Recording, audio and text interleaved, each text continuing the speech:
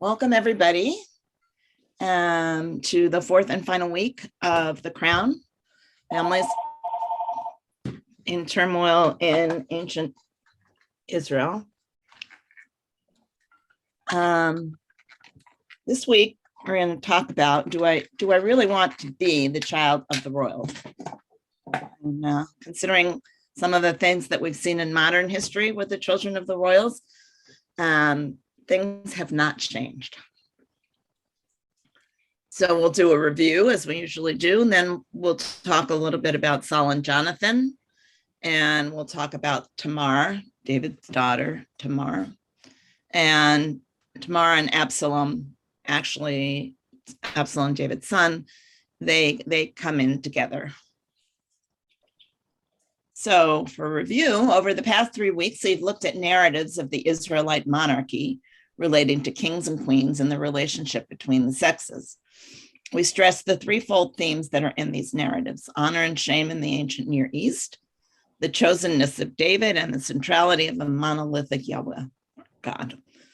Today, we will examine whether these themes carry through as narratives of royal parents and their children. So the first one we're going to talk about are Saul and Jonathan. And the context is the following. In response to the desires of the people, God reluctantly has Samuel anoint Saul as king. God really, as we've discussed before, God didn't really want a king, but the people did as they became surrounded by their enemies, and they felt that they needed a human leader to help them defeat their enemies, just like all the other nations had. When we meet Saul and Jonathan, the Philistines, who were a very powerful kingdom, had been attacking the Israelites. And the first time we hear of Jonathan, he is a military hero in a battle against the Philistines. So let's get started. Actually, let me pause first. There are many episodes of royalty in the Bible and their children, and many of you know about Jonathan and David and all the issues that have come up with the nature of their relationship. In this week, I'm really trying to focus on the father-son relationship between Saul and Jonathan and what that means in the larger context. Also, as I say every week, and maybe not strongly enough, I am doing this from a relatively literary perspective, and my questions are largely literary ones. I'm not doing it from a theological perspective, although some of my questions may reflect on theological issues. Thirdly, I do not have the vast knowledge of Midrash or rabbinic commentary that I would love to have, or Talmudic commentary that I would love to have to make these presentations a little bit richer. But this is what we got. I still think we can find some really interesting things within the text itself, and that is why I read the text itself, because I just think the text speaks. It's better to hear it from the text than to hear it in a summary form. So Saul picked 3,000 Israelites, Saul of whom 2,000 were with Saul in Michmash in the hill country of Bethel, and 1,000 with Jonathan in Gibeah of Benjamin. The rest of the troops he sent back to their homes. So Jonathan struck down the Philistine prefect in Gibeah, and the Philistines heard about it. Saul had a ram's horn sounded throughout the land, saying, "Let the Hebrews hear." When all of Israel heard that Saul had struck down the Philistine prefect and that Israel incurred the wrath of the Philistines, all the people rallied to Saul at Gilgal, and the Philistines in turn gathered to attack Israel. So our introduction to Jonathan is a foray that he makes in to Gibeah, and is essentially an assassination, successful assassination attempt. The Philistines are obviously enraged by this. And this whole phrase of let the Hebrews hear, it may refer to a particular group of people known as the Yapiru, who were they were sort of Israelites and sort of non-Israelites, but they were not fighting with the Israelites at this point, and it could be that this was an encouragement to get those people to fight, because normally it would say let the Yhwh here, not the Hebrews. Okay, so here's our friend, the biblical detective. As good biblical detectives, what might we find curious about these verses? The verses we just read. What is missing? And go back and take a look at them. Anybody want to venture something? Something that we talk about every week. Okay, we hear about Jonathan. We don't know who Jonathan is. He's not Saul's son. He's not the prince. He's just Jonathan. And we hear about Saul, and he's not the king. I mean, he's the king, but he's not referred to as the king. He doesn't have that epithet right now. And we also see this repetition where first we find out that in fact Jonathan struck down the Philistine prefect, but that it is Saul who gets the credit.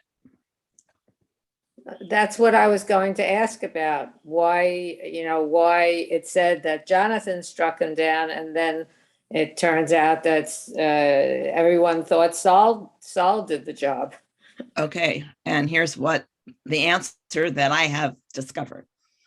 So Robert Alter suggests that while it was Jonathan who assassinated the prefect, Saul, as the political leader, is given the credit, which is not unusual. Then Robert Lawton, another biblical scholar who is very interested in Saul and Jonathan, he's written an article called Saul, Jonathan, and the Son of Jesse, raises some additional interesting questions.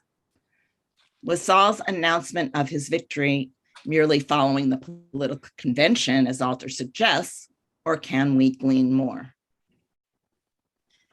Does Saul's announcement signify contempt for Jonathan, or at least insensitivity to his accomplishments? And how might Jonathan feel towards his father? So from this very brief introduction, we have all kinds of food for thought about the relationship between Saul and Jonathan, and also the relationship between the narrator author and the characters who populate his story, her story. So Harriet, do you have anything else do you want to add to that, to your comment? I mean, I can understand why Saul is given credit, because, a general leading his troops, if he ordered Jonathan to commit the assassination, then it's natural to assume that it's because the leader picked the best man he could, and to get the job done. So the leader is given credit for making good choices. That's about it now. Yeah, it makes sense. And maybe I would argue that maybe Lawton might be reading too much into this, but let's continue and see if he has something there. Excuse me. Didn't you say that Jonathan was not Saul's son, that he just was Jonathan? He's referred to as Jonathan. Referred to as Jonathan. In many other things that we've read this semester, the person is characterized by who they are. So Michal would be Saul's daughter. It would say Michal, Saul's daughter, or Michal, David's wife, and oftentimes throughout the Bible, the epithet that you're given helps people to understand who you are and your role in the story. But here we have just Jonathan when he's first introduced in the Bible. So the people of Israel feared a backlash from the Philistines, as did King Saul. And because of that fear, Saul offered a burnt offering rather than waiting for Samuel to do it, as he'd been told to do by Samuel. So, and that was the beginning of the end for Israel's king. And it is this very point that Saul gets the news from Samuel that his line will not be established as Israel's dynastic line, but instead God would choose a man after his own heart. And I note that David hasn't even been introduced in the text yet. So what happened is the people were worried about the Philistines, and Samuel said to Saul, go down to where you're going to a particular location, and I'll join you in 7 days and we'll perform a sacrifice, and then you can go off and be a successful military leader onto a successful military campaign. But Saul, who was always a man of his soldiers, always a leader of his soldiers, was concerned about the soldiers' impatience. And so he decided that he was going to prepare the sacrifice for himself. And Samuel comes along and says, no, that's not playing by the rules. And basically you've given up all your possible future as king, or your children being the dynasty. Nonetheless, in the next verses, we learn that Saul continues to fight the Philistines, and we learn the biblical identity of Jonathan. So despite the fact that he's now been told that he would not be the father of the dynastic line, we have a whole series of chapters about Saul fighting the Philistines. So Samuel arose and went to Gilgal, to Gibeah of Benjamin. Saul numbered the troops who remained with him, about 600 strong. Saul and his son Jonathan and the troops who remained with them stayed at Gibeah of Benjamin, while the Philistines were encamped in Michmash. So now we know that Saul is Jonathan's son. And I mean that Jonathan is Saul's son. And I wanted to, I just want to, whoops, sorry. Okay. We learn more about Jonathan in chapter 14, which includes a detailed description of his daring foray against the Philistines, accompanied only by his armor bearer. I want you to notice that in the art that you're going to see with Jonathan, it's mostly illustrative art, and I could find no great paintings of Jonathan himself. There are no, I think it's very significant that they're artworks that can be used to illustrate a Bible book, in little episodes in a Bible book, but there's no great artist that just painted Jonathan. There are many, many paintings of Jonathan and David, and there aren't even any paintings of Jonathan and Saul, except for one that we'll look at a little later. But I searched far and wide, and I think it's interesting, and it speaks to Jonathan's role in the text. So one day, Jonathan, son of Saul, said to the attendant who carried his arms, "Come, let us cross over to the Philistine garrison on the other side." But he did not tell his father. Now Saul was staying on the outskirts of Gibeah under the pomegranate tree at Milgron, and the troops with him numbered about 600. Sometimes the Bible gives us details of a geographic place, like the pomegranate tree, to make because in fact these places may actually exist and have such things. Ahiah, son of Ahitub, brother of Ichabod, son of Phinehas, son of Eli, the priest of the Lord at Shiloh, was there bearing an ephod. The troops did not know that Jonathan had gone. Okay. The reason why I highlighted son of Phinehas, son of Eli, is because Eli was at this point in time a discredited priest. Eli is the one, if you were in my class last year, his sons basically stole from the pot where the sacrifices were boiling. And basically God rejected Eli. So what we learned from this is that Saul he wasn't with it. He just didn't see what was going on around him and actually called upon this priest. Now, of course, it's also arguable that Samuel gave him such a hard time that he figured he would find somebody else. But Eli, a son of Eli or a grandson of Eli, would not be the appropriate person to go to.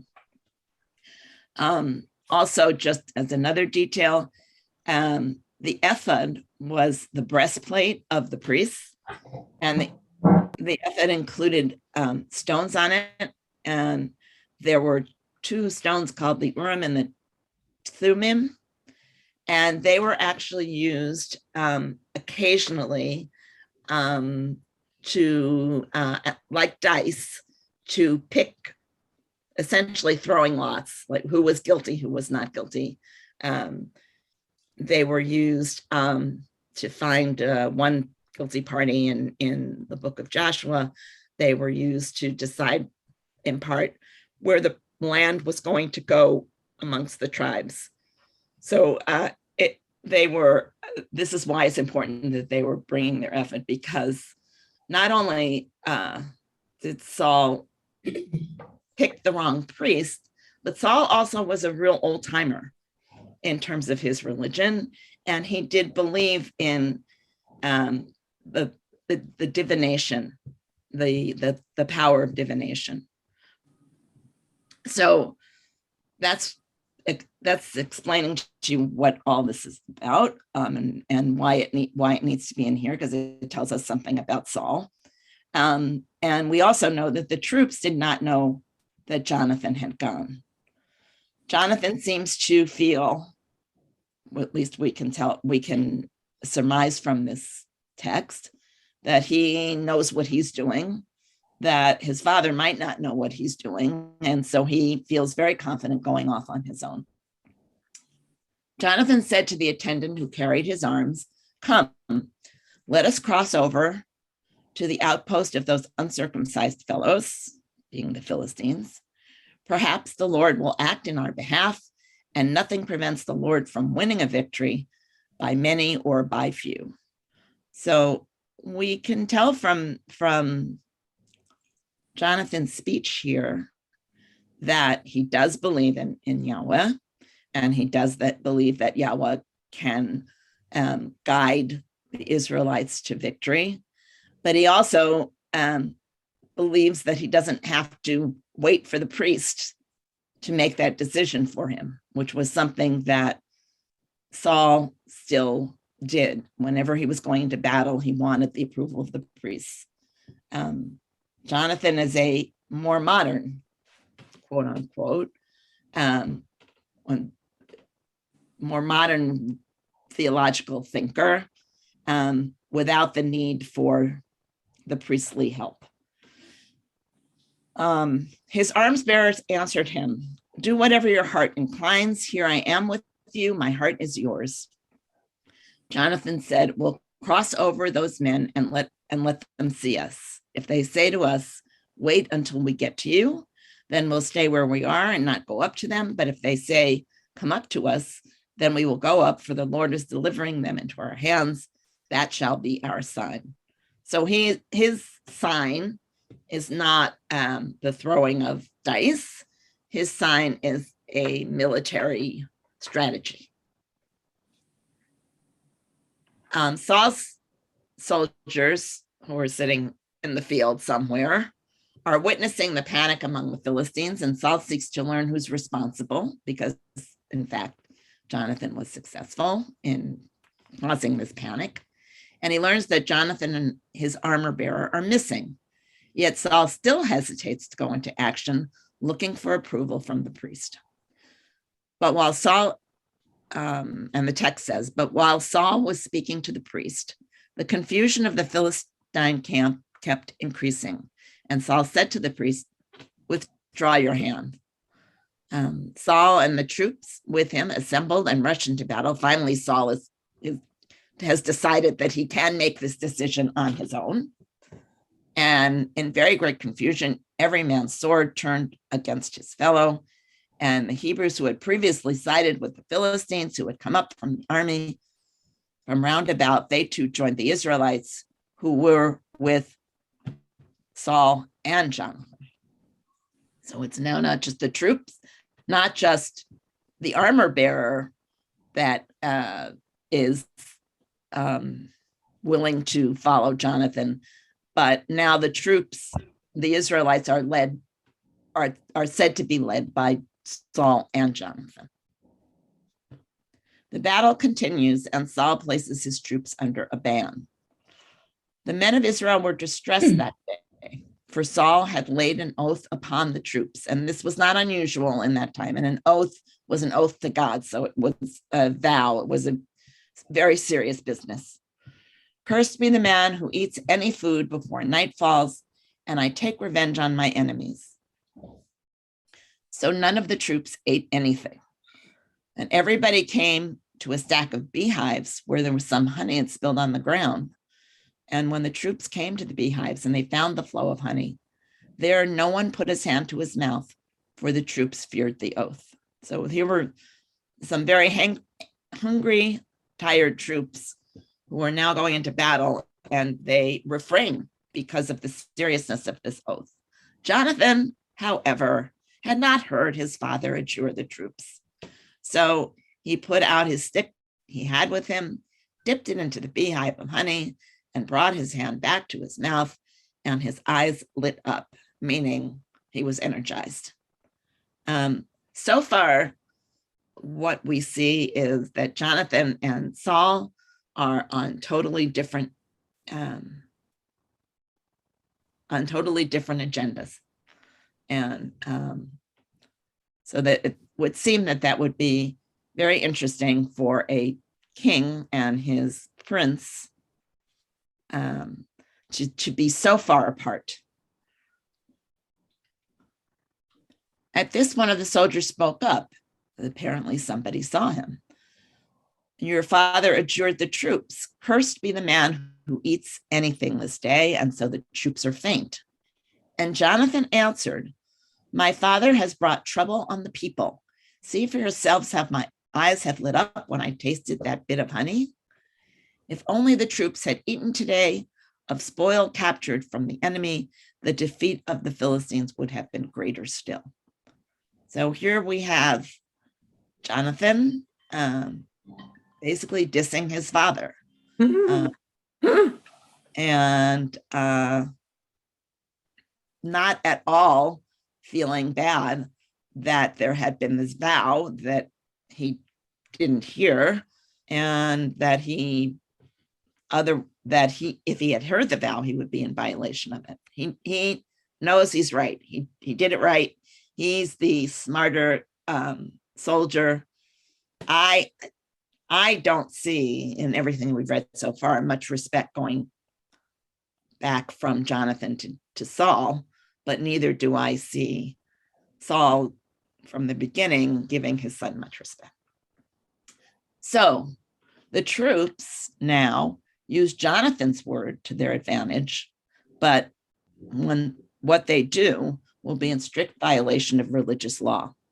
They struck down the Philistines that day from Michmas to Ayalon, and the troops were famished. The troops pounced on the spoil. They took the sheep and the cows and the calves and slaughtered them on the ground, and the troops ate with blood. Wow. Which is about one of the worst things that you can do in the Bible, is to eat blood. So, in fact, Jonathan has now, you might say, egged on the troops, and now, as a consequence of his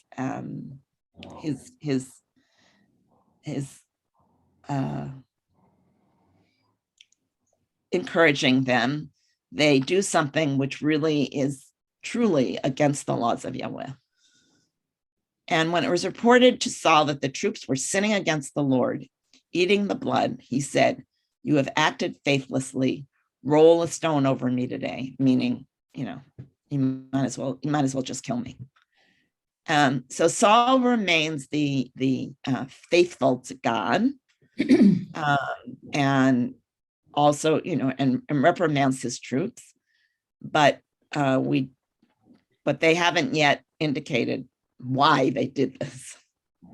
They shouldn't have done it anyway. I mean, they could have gotten these sheep and cows and calves and perhaps slaughtered them properly and eaten them without the blood, and that would probably have been the way to go.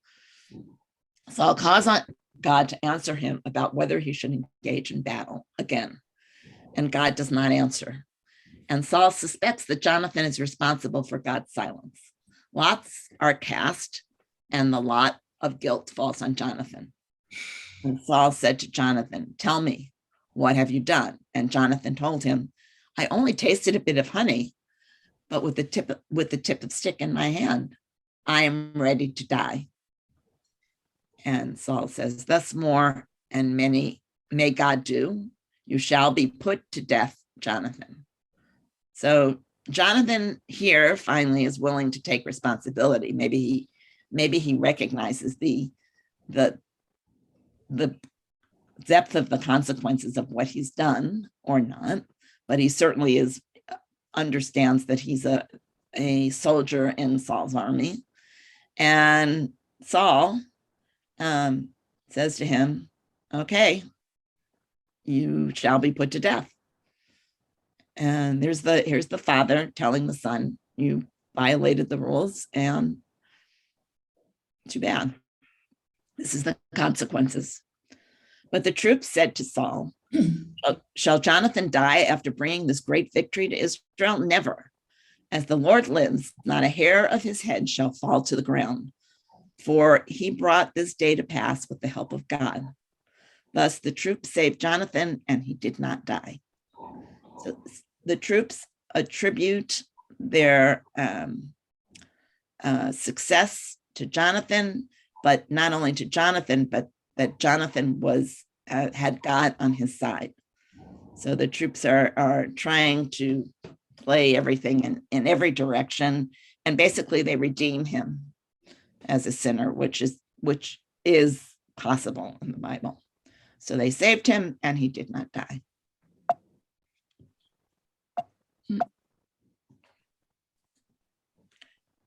Later, we learn that Jonathan befriends David to the extent of protecting him from his father's wrath.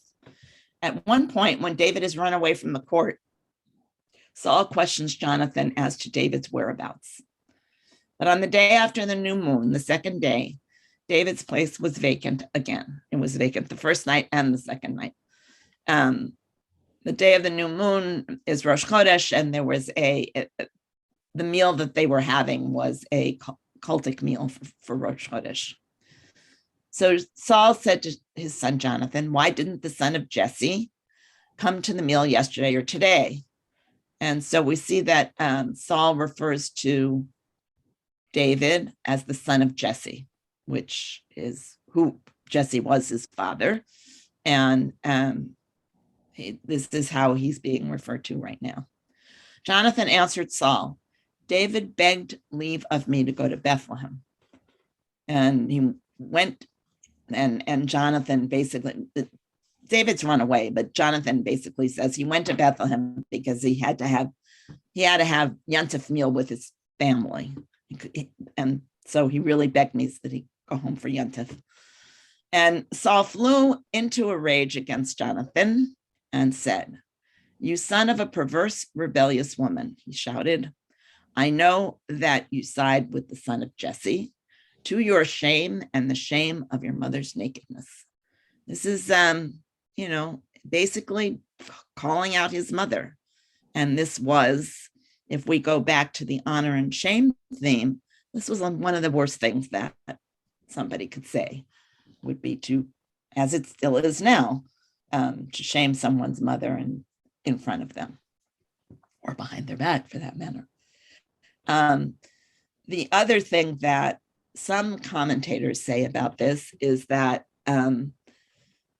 Saul was concerned that David was going to try to sleep with the women in his Saul's wives, which would have been a way of, as we know from last week, of trying to claim the throne. So the shame of your mother's nakedness may mean that Saul was concerned about a real event happening where his mother would in fact be naked. But I think we can read it as we would read it now, and it's basically he is really angry with his son. He's angry with his son for siding with David, or son of Jesse. He won't even name David here. He's so angry. And this is now another act that Jonathan has done where he has not been, where his father has not been his first concern. He is, again, another act where he has gone off on his own and decided he knew the best thing to do. "For as long as the son of Jesse lives on earth," says Saul to Jonathan, "neither you nor your kingship will be secure. Now then, have him brought to me, for he is marked for death."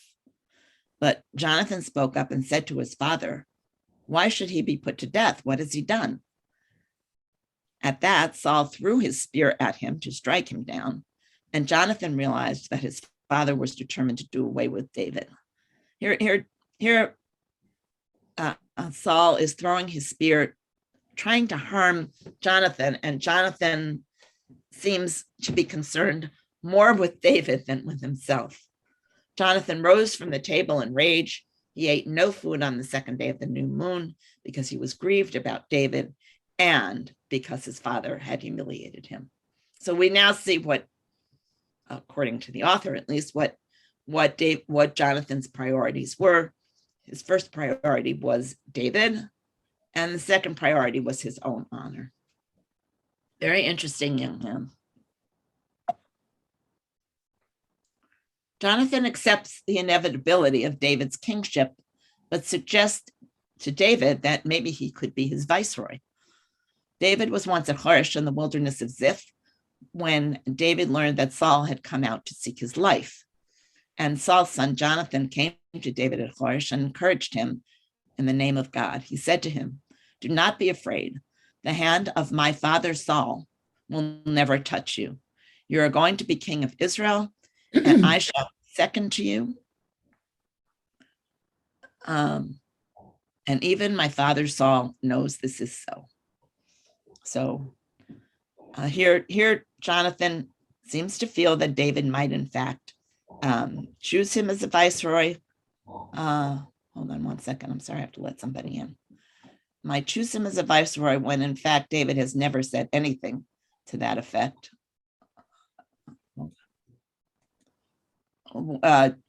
David's never said anything to that effect.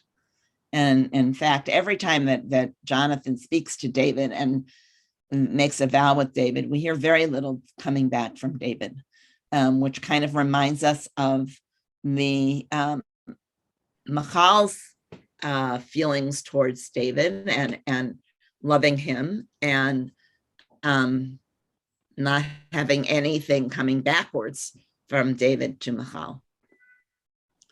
Anyway, David and Saul never met again.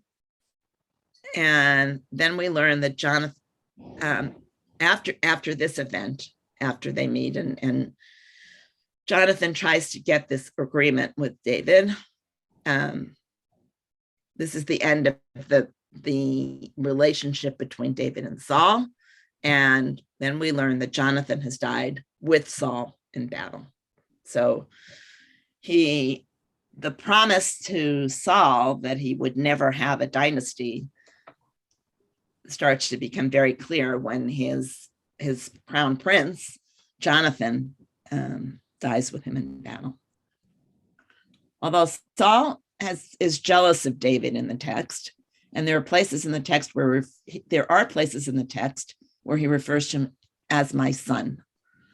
On one occasion, David has an opportunity to kill Saul, but he refrains. Saul's come running out after David to kill him, and David actually sees him sleeping and has a sword in his hand, but he cuts Saul's robe. He doesn't actually kill Saul.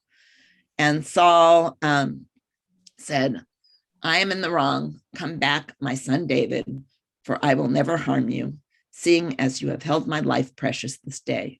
Yes, I have been a fool and I have erred so much.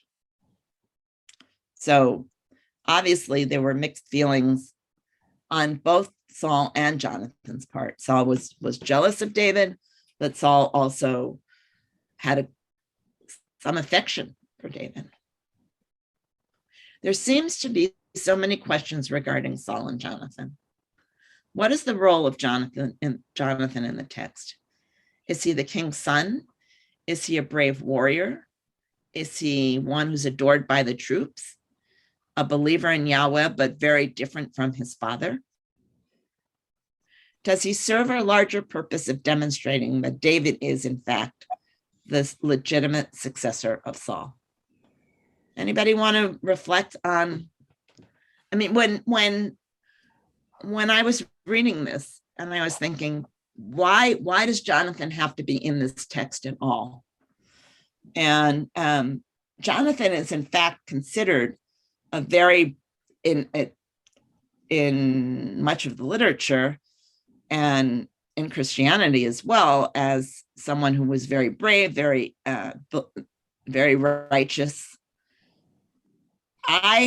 When I read some of the things that I read to you earlier, thought, first of all, he wasn't terribly respectful of his father. We never see that. He never seemed to know what his father was saying because he never seemed to be around. He was off doing things on his own. And when he was in front of his father's troops, he basically dissed his father. So I'm very surprised that I actually could not find anything that addressed those issues, particularly the issue of the men eating the blood after their conversation with Jonathan.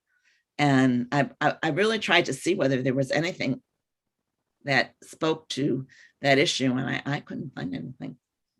Anyway, so many authors, many scholars think that his role in the story is just to serve the larger purpose of demonstrating that David is in fact the legitimate successor of Saul. But at the same time, my question is, God was so disappointed in Saul. Why does David have to be seen as his legitimate successor? I mean, God told Samuel that he would find a man after his own heart for Samuel to anoint as king. So there are just so many questions here. And I wonder, I mean, clearly he's important to the narrative because he's there, Jonathan, that is. But I'm still trying to tease out in my own mind what exactly his role is. Anybody have any thoughts? Well, I do. Hello. Yeah. Well, I think Jonathan was all of the things listed. He was Saul's son. He was a brave warrior. He was beloved by his troops, but he was a believer in Yahweh. But he had his, it's like talking to someone who's Orthodox and someone who's Reformed. Jonathan had his own way of doing things. He had his own way of relating to Yahweh. His father was someone who was after his own victories. Maybe he resented the fact that he took credit for the assassination, that Jonathan was the one that was brave and went out and did the deed. And instead of Saul saying to him, to the troops, my son is a brave warrior. He did everything I asked of him to share the glory. He just took it upon himself. He knew he wasn't the king that Yahweh wanted. He knew that his days were numbered. Jonathan, on the other hand, had said to his bearer, if they invite us over, then we will know that Yahweh is the one who's saying, I'm watching over you. It's okay. You can proceed. I will protect you. I will take, care of you. So he felt that God was on his side, that he was doing the right thing. I think like between any teenager or young person and their parents, just like the kids today have all this new technology that we weren't brought up with, their approach to life and how they address things is much different than how we would do it. So Jonathan thought he was doing the right thing. He thought he was addressing the situation that was necessary. And for all intents and purposes, he knew David was going to be the one that was going to be king, and he wanted to be by his side. He wanted to be his friend. Thank you. Very, Okay. very articulate. Thank you, Harry, as always. Welcome. Anybody else? Annette, there's Yeah. something that struck me, and we talked about it a little while ago, before the session. It struck me that with Jonathan having gone against his father's wishes and eaten the honey, and his father then, says to him that, you must be, he says, I'm ready to die. And he says, okay, fine, you must be put to death. And then the troops who had sinned by, eating the blood with the meat, which, as you had mentioned, was a terrible sin in the Bible, they are the ones who, in fact, save him, sort of the court of public opinion, and overwhelm the mandate of Saul. And yet there's no talk of their being punished for their sins. And I just thought the juxtaposition was very interesting. And I wonder if there's a larger meaning to that story. Good point. And perhaps the larger meaning of perhaps part of the larger meaning might be that we're still at a point here where God is still resentful of the fact that the people wanted a king in the first place. So arguably, God is sort of letting all these not so wonderful things happen just in a, so the text can demonstrate that you have a king, but these things are still, but society still isn't anywhere near perfect, and people are losing their relationship with Yahweh. So you understand what I'm saying? Yeah. So it's sort of the text thumbing its nose at the people that wanted this king. I don't know. And then, Yes, Harriet? yeah, I was going to say, Jonathan dipped his stick into the honey. He was not aware of Saul's edict, where the troops were, and then they told Jonathan. So in that respect, Jonathan is innocent. He didn't do anything wrong at the time because he had no knowledge of what Saul had said.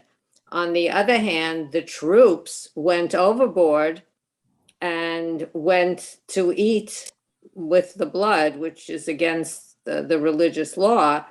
But Jonathan had said, as Moses said, if you want your troops to be fit and able to perform, they need to be fed. just like the slaves supposedly needed to be fed in order for them to do their labors. So it's really the same story in a way. It's saying if you withhold food, how do you expect somebody to perform their duties? People can't exist on nothing. That they, you feed your soul with religion, but you feed your body with fuel. You have to have it. So, Interesting point, especially since what Saul did was he made the people vow. He made the soldiers vow that they wouldn't eat, which means that they would be punished by God. So yes, there's this whole interplay of the soldiers and religion. It's a good point, very good point, Harriet. And we also know that this same group of soldiers probably, or this same army earlier on, when Saul was supposed to destroy all of the Amalekites and all of their belongings, that the soldiers went out and actually took the firstborn of all the cattle and for themselves, which they were not supposed to do. And Saul and God was very angry, and of course Saul let the king live. And God was very angry with Saul and with the troops. And at that point, this is an earlier story, Saul blames it all on the troops. And he has to, Samuel forces him to bring Agag to be killed. I think hopefully some of you may know that story. But yes, there's this whole, I think you brought up a very good point, which is you have to understand the human needs, and the human needs and the spiritual needs are not always don't always go hand in hand, but the human needs are very critical to performing the spiritual needs. So good point. Annette, Yes. if Jonathan is 10 years older than David, why wouldn't he have the natural position to be the legitimate successor? Well, because basically God said that that the dynasty was being taken away from Saul, and Okay. David is not Jonathan's son. David is the son of Jesse. So No, I thought David was the son of Saul. no, No? no, I thought they were brothers. No? no. No. All right. I No, misread. Jonathan loved him as a brother, and perhaps in other ways as well. But no. His father was Jesse, and that's Okay. why he's referred to. Except in that one quote I read you, where Saul called him my son. But that just That was is a an feeling. example of feeling. how Okay. Saul felt about him. Okay, I got it. Sorry. Yeah. Annette. All right. I was just thinking Barbara, that, and then she. oh, Annette, I was trying to go back to your original question as to why do we need Jonathan at Right. all in the Bible? And just as a literary device, you need Jonathan as the bridge and the contrast between Saul and David. It's not enough that God says, Saul, we're going to take this away from you, and now we're going to give it to David. You need Jonathan as a literary device. You didn't do the part, I don't think, about where Jonathan warns David, the whole business about shooting the arrows and all that business. And so that shows Jonathan being the messenger of, Okay. being the insider on Saul's court and transferring the knowledge of the court intrigue to David. So you really need Jonathan as a literary device. Otherwise, it's just God is very capricious. Okay, so it's not to legitimate David as successor, but just the practicality of it, of making it happen. I think that's a really good point. I thank you for that. Judy, were you going to say something? It really, it's just was a thought that I had that similar to Barbara says, but just the fact that he and Saul went opposite ways and didn't seem to really communicate, or that sort of sealed the another factor that sealed the lack of the succession of Saul too, because I mean, if they got along, or perhaps, or he followed his father, then would he, would it make more sense that he would be then the successor? That's all. No, I think it's a good point. And I thought about that as well. I mean, there's clearly very little relationship between the two of them. Yeah. But I mean, that doesn't mean there are a number of cases where the king doesn't necessarily, I mean, look at David and Solomon. Solomon is we don't really know anything about Solomon until he's appointed king. So we have no idea whether he got along with David. We just know that in Solomon's case, we know that it was Bathsheba who's probably the person that helped form Solomon's persona. What mother was Saul talking about? It was Ahinoam. It was Jonathan's mother, Ahinoam, one of his wives. Oh, yeah, I just did. Saul's wife. I thought she had a name or something. I think it's Ahinoam. Okay. Which means a lot. I have a question. Yeah, Susan. And I apologize if you answered it already. I was distracted from one or two of the slides with something going on here, but yeah, I don't understand. Jonathan's behavior seems slightly not human to me in that he doesn't react to not being king. I mean, why isn't he furious at his father for losing the dynasty? Why isn't he jealous of David? Why he just kind of goes with it, and he otherwise seems like a very normal young male with a healthy ego and lots of strength and good qualities. And so why didn't he freak out?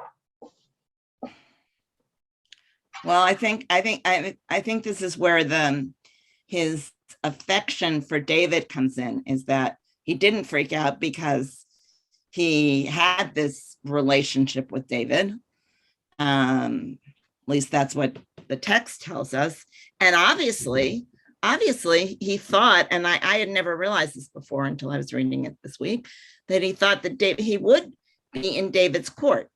I mean, he knew that his father wasn't going to be the winner in all of this.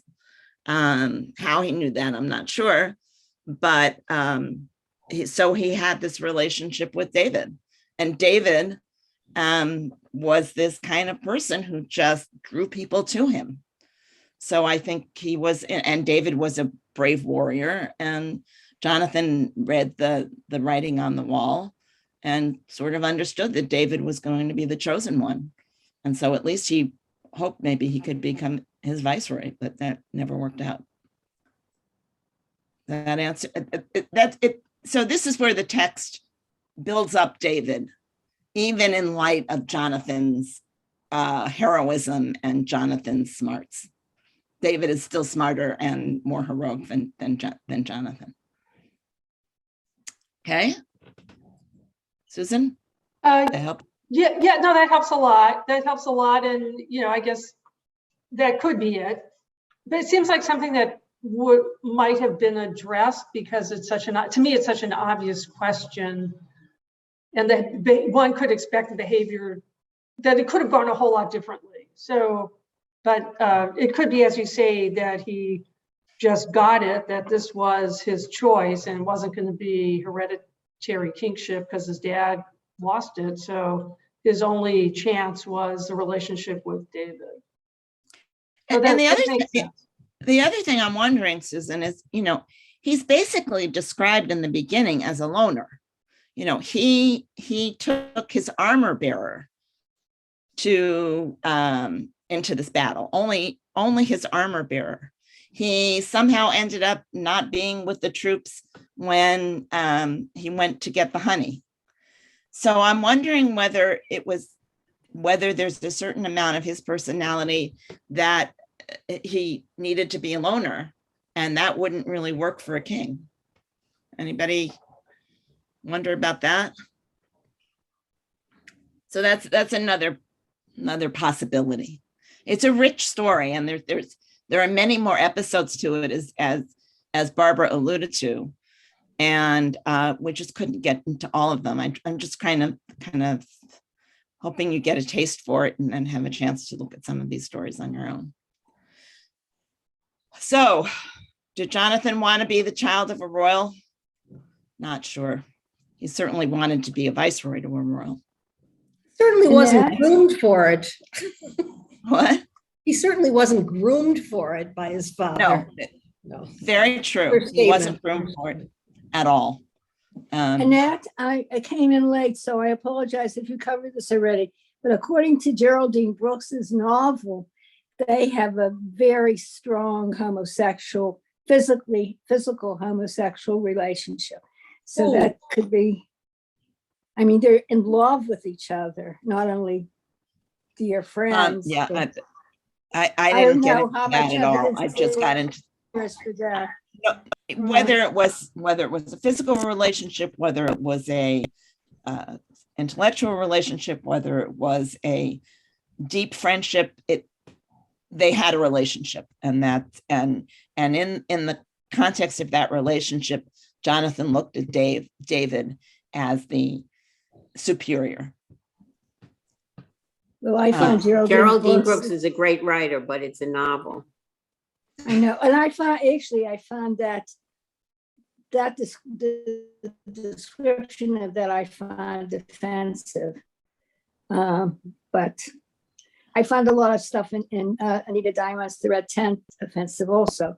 But these are all novels, so you don't know. But that could. But I mean, even in the explain text, there are many suggestive things in the text. But the point being that Jonathan made himself inferior to David. In fact, at one point, Jonathan strips himself of his armor and gives David his armor and gives David his sword. And basically, Jonathan made himself subservient. And that's what happened. Okay. Next. Now we're going to move along to the tragedy of Tamar, David's daughter. Some of you may have heard this story. It is truly one of the saddest in the Bible and speaks to why anybody would want to be the child of a royal. This happened sometime afterward. Absalom, son of David, had a beautiful sister named Tamar, and Amnon, son of David, her half-brother, became infatuated with her. Amnon was the firstborn and Absalom was the secondborn. Amnon was so distraught because his half-sister Tamar that he became sick, for she was a virgin, and it seemed impossible to Amnon to do anything to her. So I highlighted the term sometime afterward, which occurs in the Bible a lot, but we're not clear what the reference is here. Is this, are we reading a story that is a possible reference to David, Bathsheba, and Uriah? Is it just sometime after the battle with the Ammonites? Not clear. Okay, so what happens is that Amnon's companion concocts a scheme to satisfy his friend's compulsion. He advises Amnon to feign illness. So Amnon lay down and pretended to be sick. The king came to see him, and Amnon said to the king, his father, "Let my sister Tamar come and shape a couple of heart-shaped dumplings in front of me, and let her bring them to me." Now, these heart-shaped dumplings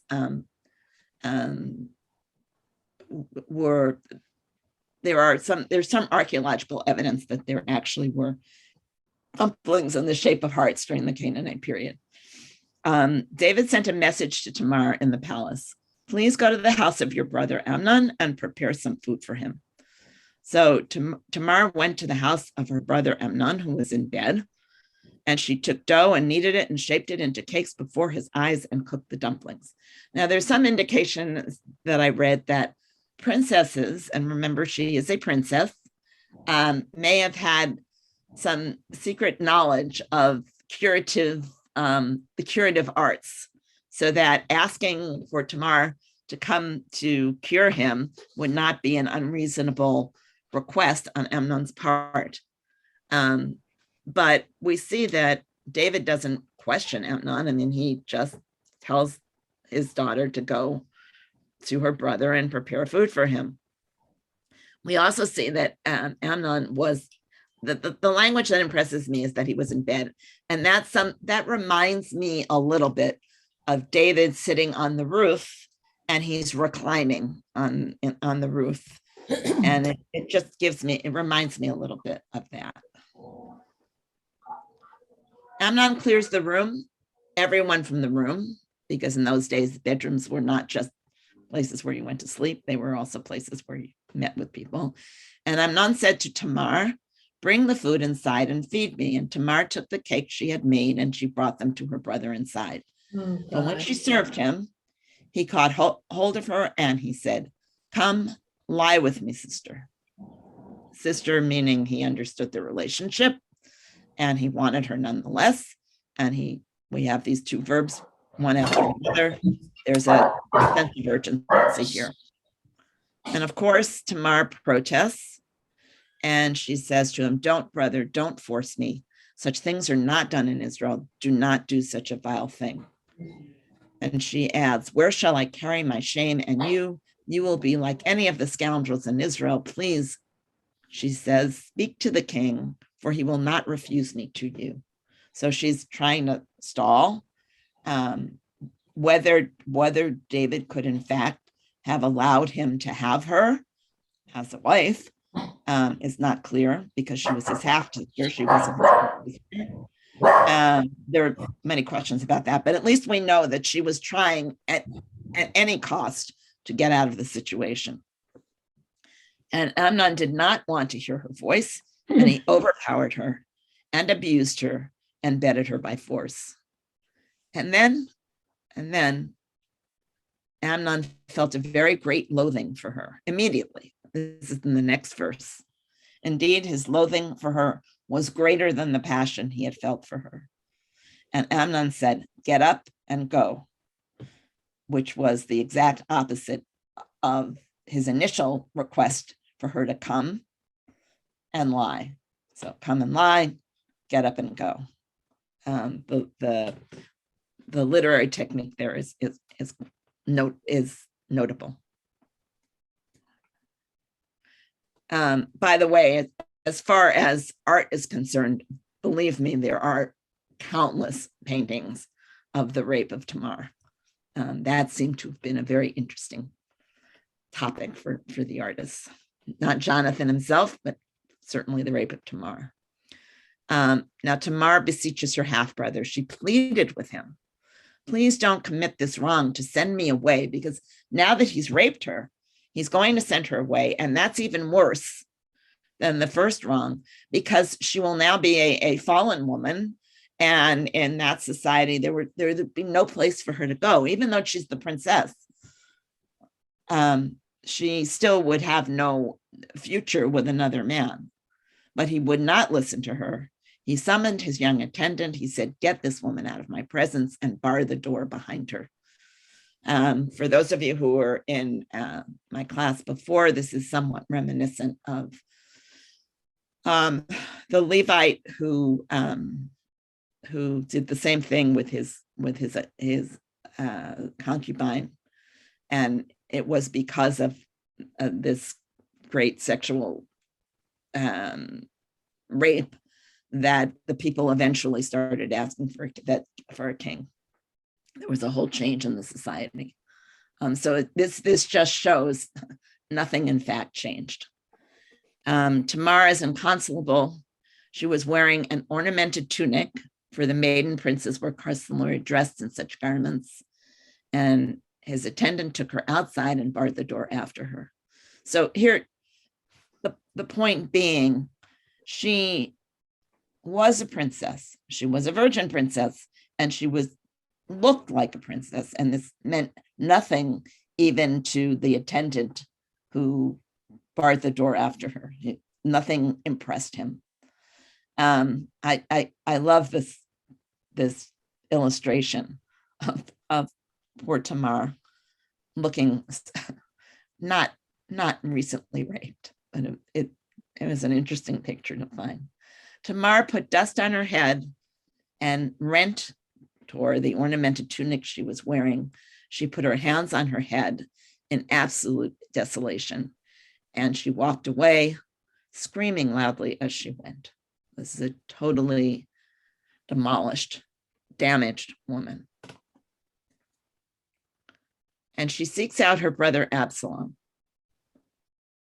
Her brother Absalom said to her, "Was it your brother who did this to you? For the present, sister, keep quiet about it. He is your brother." So the family connection becomes very important here. Don't take this matter to heart. Don't take this matter to heart, he says to her. How could he look at this woman and not expect her to take this matter to heart? And Tamar remained in her brother's Absalom's house forlorn. So what happens is child of the king, who the king seems to feel, felt that he could tell her where to go to her brother's house, has now been basically lost any future for herself. And her brother is saying, now keep quiet about it and let me take care of it.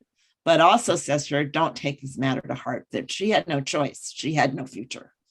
And that's a very odd thing for him to have said.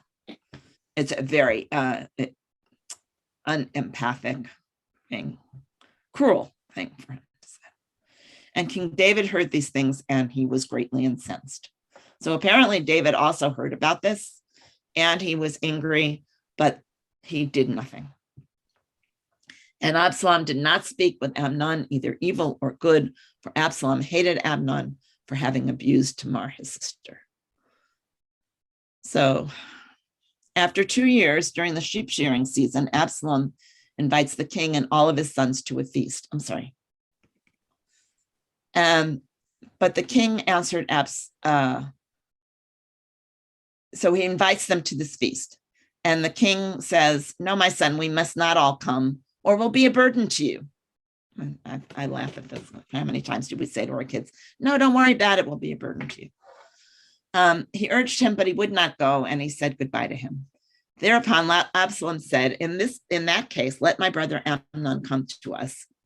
To which the king replied, he shall not go with you. But Absalom urged him, and he sent him with Amnon and all the other princes. And Absalom ordered his men to kill Amnon when his heart is merry with wine, and the rest of his brothers then flee.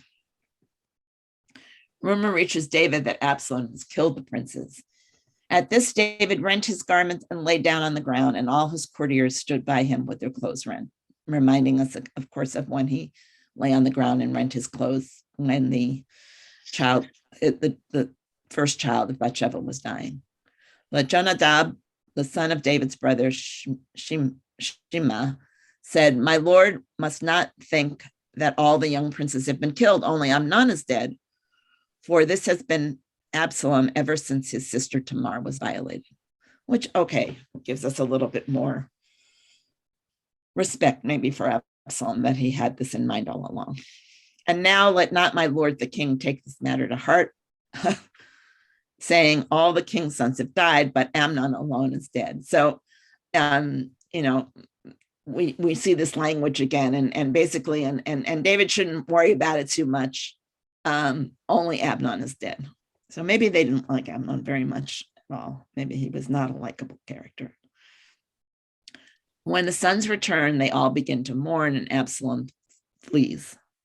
And King David mourned over his son, that is his son Amnon, a long time. And Absalom, who had fled to Geshur, remained there 3 years with his maternal grandfather. And King David's urge to sally forth against Absalom was spent, for he was consoled over Amnon, who was dead.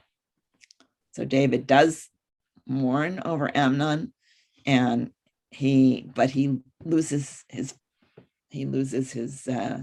desire to punish Absalom, because as with the child, when someone is dead, You have to accept that. David was good at that. Absalom eventually rebels against his father and proclaims himself king.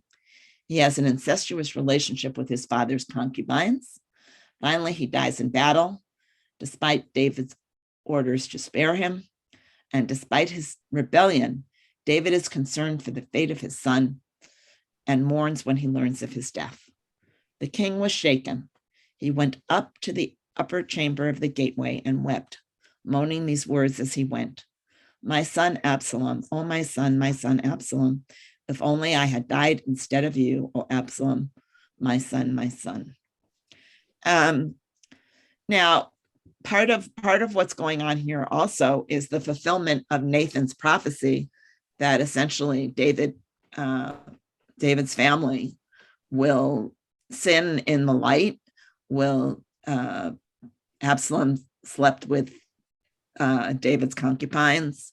And so all of this is somewhat of a fulfillment of Nathan's prophecy. And we wonder whether David feels this, and that's part of the depth of his mourning. But we do see that he certainly has a different relationship with his children than Saul had with Jonathan. So how is David's here are some of the questions we can look at. How is David's relationship with his children similar to the relationship of Saul and Jonathan? And how is it different? And why do you think it's so? Those are just things to think about. And how is David's relationship with Tamar so different from his relationship with his sons? And so even in this new world of a kingship, there was still the same kind of evil and the same kind of sexism that existed before the new world of the kingship that the people thought was going to be the world that was going to be the better world for them.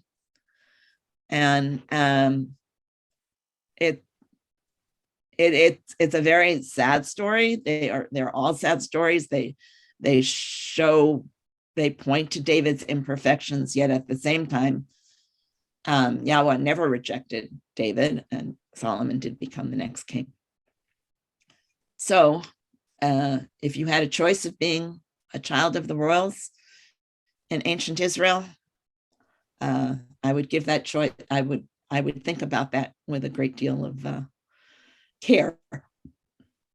Anyway, stop my sharing here, and if anybody has questions, comments. I'd rather be a plain Jane than a royal princess.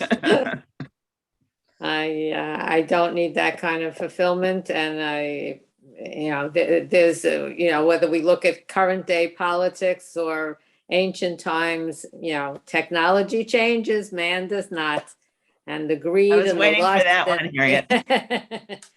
It's my favorite saying, because it's the truth. Man is still man, and he's still senior moment. The word is not coming to me. He's still a fallible individual, and it's just over and over and over again. It's all a lot of BS as far as I'm concerned. Give me everyday life. That's why Harry and Meghan are living in California now. Well, nothing's changed, exactly as you say. Right, nothing changes. Everybody has to have.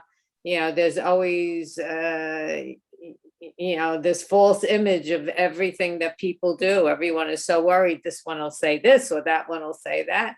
How about just being yourself? And if people are kind to each other and caring, that's my pie in the sky attitude. The world would be a better place, and we wouldn't have all of this garbage going on. But I can only be me, and that's that. I know, and you do it well. Sandy, do you have a question? I have a problem. Why David knew about what Amnon did to Tamar, because it said he was angry about it. Why didn't he punish Amnon? Why did he let Amnon get away with treating Tamar like that? If he would have punished Amnon, maybe he could have prevented Absalom from murdering him. I don't understand why he didn't do anything about it. They just sort of ignored it. And meantime, poor Tamar's life is ruined. Does it say anything about what happened to her afterwards? No, she's We gone. don't know. She's a lost soul. Susie. She's Where- not important. Where's the, oh, sorry, go ahead. No, I mean, it just proves, it just shows where she was, where she was in the pecking order of society. But Susie. where were the women in Tamar's life who would console her and who would help her?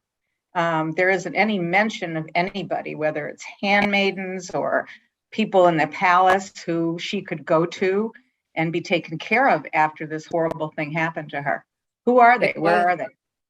I don't think it was important enough to the story to involve them. They had to show all the bad. There was nothing that showed the camaraderie of women because this was written, from the male perspective. Well, and also, I mean, arguably, it's really the story of Absalom, because it starts with Absalom, and Absalom is the one who does the right thing, as right as it could be. So it's really, when we're talking, this is what they call a succession story of who's going to have the throne next. And so it shows the positives and the negatives of Absalom. So yeah, it just wouldn't be, it's just not part of where this narrative is going. Okay. It would make a great novel. You have something to do when you Probably has. in your next few months. Right. I want to thank you all. It's been great. Thank you. Especially want to Thanks, thank you Annette. for tonight's discussion of David and Jonathan and Saul, because it was an interesting story to me, and there's so much more to it. So I wish you all good year. In the spring, I'm hoping to do a class, a interdisciplinary class, actually, with my other sister-in-law on old age in the Bible. She said she's a physical therapist, but she has been involved with older people and care of older people for a very long time. And so we were going to put some stuff together about stories about old age in the Bible and look at it from the biblical perspective, from the modern perspective. Great. And more about that to come. So Okay. good night, everybody. Good night, Thank Annette. you. Thank you. Thank you so Thank you, much. Annette. Thank Okay, you. bye-bye. Bye-bye. Great job.